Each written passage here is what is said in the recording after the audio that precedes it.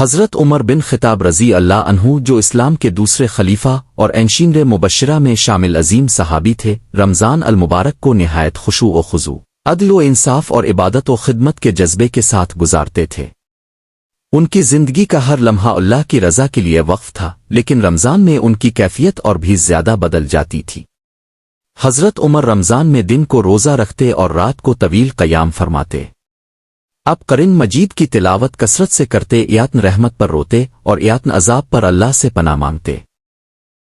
روایت ہے کہ رات کی نماز میں آپ کی سسکیاں دور تک سنائی دیتی تھیں۔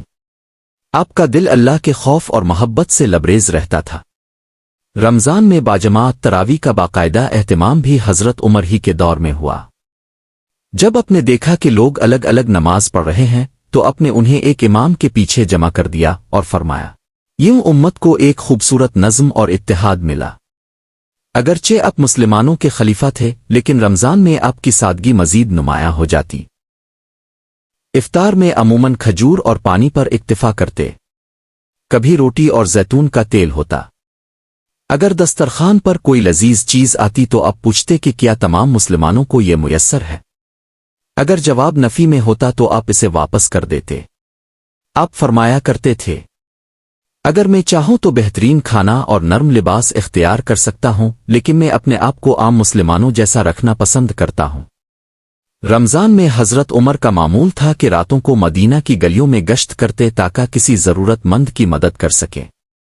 ایک مرتبہ اپنے ایک خیمے میں بچوں کے رونے کی آواز سنی۔ معلوم ہوا کہ ماں خالی ہانڈی میں پانی ابال رہی ہے تاکہ بچی یہ سمجھیں کہ کھانا پک رہا ہے اور سو جائیں۔ حضرت عمر فوراً بیت المال گئے، آٹا اور دیگر سامان اپنی پیٹھ پر لاد کر لائے اور خود اپنے ہاتھوں سے کھانا پکا کر بچوں کو کھلایا۔ پھر دیر تک بیٹھے رہے یہاں تک کہ بچوں کو ہنستا دیکھ لیا۔ رمضان قرآن کا مہینہ ہے اور حضرت عمر کا قرآن سے گہرا تعلق تھا۔ اب قرآن کی آیات پر غور و فکر کرتے، ان سے رہنمائی لیتے اور اپنی حکومت کو قرآن و سنت کے مطابق چلاتے۔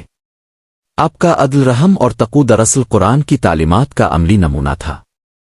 رمضان میں بھی آپ کا عدل کسی مصلحت کا شکار نہ ہوتا۔ اگر کوئی گورنر یا امیر غلطی کرتا تو فوراً باز پرس ہوتی۔ آپ کا اصول تھا کہ روزہ صرف بھوک اور پیاس کا نام نہیں بلکہ ظلم سے رکنا، زبان کو قابو میں رکھنا اور دل کو پاک کرنا بھی روزے کا حصہ ہے۔